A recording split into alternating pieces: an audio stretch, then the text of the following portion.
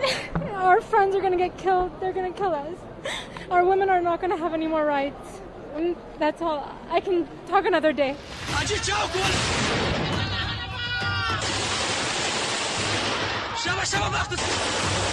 अफगानिस्तान अब हार चुका है। काबुल हो या फिर जलालाबाद, हर तरफ तालिबान का कब्जा है।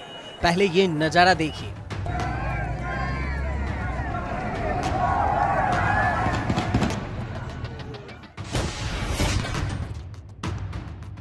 जलालाबाद के सड़कों पर हथियार लेकर आजाद घूमते तालिबानी आतंकी मुनादी कर रहे हैं कि अब अफगानिस्तान तालिबान का गुलाम है। पूरे अफगानिस्तान में दनदनाते हुए निकलते ये तालिबानी काफिले ऐलान कर रहे हैं कि अब अफगानिस्तान में रहना होगा तो तालिबान तालिबान कहना होगा, क्योंकि अब तालिबान ने अफगानिस्तान पर कब्जा कर लिया है और काबुल में घुसकर गनी सरकार को सरेंडर करने की पोजीशन में लाकर खड़ा कर दिया है। तालिबान अब उस मुकाम पर पहुंच चुका है जहां वो पहुंचना चाहता था। ये काबुल के सड़कों की नजारा है, ये तस्वीरें हैं काबुल के सड़कों की। भारी अफरा तफरी, सड़कों पर जाम, हर तरफ लोग जल्द से जल्द काबुल छोड़ देना चाहते हैं ताकि उनका परिवार तालिबान के क्रूर शासन से किसी तरह बच जाए। काबुल एयरपोर्ट की तस्वीरें देखिए। हवाई अड्डे पर लोगों का हुजूम उमड़ पड़ा है। जल्द से जल्द काबुल छोड़ने की लोगों में होड़ मची है।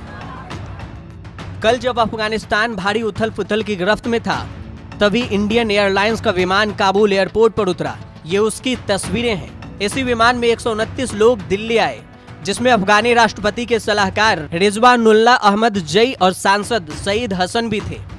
ये तस्वीर दिल्ली एयरपोर्ट की है, जहां स्पेशल विमान से काबुल से यात्री पहुंचे हैं। इंडियन एयरलाइंस के विमान से दिल्ली लौटे लोगों में कुछ महिलाएं भी थी। उनके चेहरे और उनकी बातों में तालिबान का खौफ साफ नजर आ रहा था।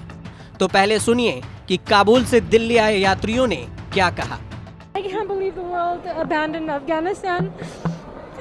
Our friends are going to get killed. They're going to kill us. Our women are not going to have any more rights. And that's all. I can talk another day. बुरी तरह से तस्वीर हमने देख लिया था।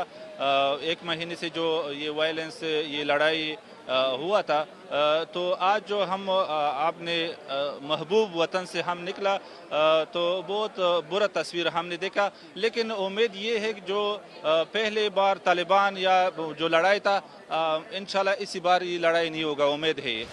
पूरे अफगानिस्तान पर तालिबान कब्जा करता रहा और साथ में अफगान सरकार को चुपचाप सत्ता छोड़ देने का अल्टीमेटम भी दिया। तालिबान ने एक बयान में कहा कि लड़ाकू को अभी काबुल शहर के गेट पर खड़े रहने के निर्देश दिए गए हैं। तालिबान ने कहा कि हमारा किसी से बदला लेने का इरादा नहीं है। सरकार और सेना में नौकरी करने वाले को माफ कर दिया जाएगा। काबुल के लोगों को डरने की जरूरत नहीं है और किसी को भी डर से देश छोड़कर जाने की जरूरत नहीं है। तालिबान की इस अपील का कोई खास असर नहीं हो रहा। तालिबान की मजबूत होती पकड़ के बीच घबराए हुए सरकारी कर्मचारी दफ्तरों को छोड़कर अपनी जान बचाने के लिए भाग निकले हैं। तालिबान जुबान भले ही शांति से सत्ता पाने की जुबानी बात कर रहा है, लेकिन उसने अफगानिस्तान पर कब्जा करने के लिए जो खून खराबा मचाया है, उससे एक बात तो साफ है कि अफगानिस्तान में आगे क्या होगा ये कोई नहीं जानता। जो लोग वतन छोड़ने को मजबूर हुए हैं, वो फिर कब घर लौट पाएंगे इसका कोई अंदाजा नहीं। तमाम सवाल इन सब की जहन में है। न्यूज़ तक ब्यूरो।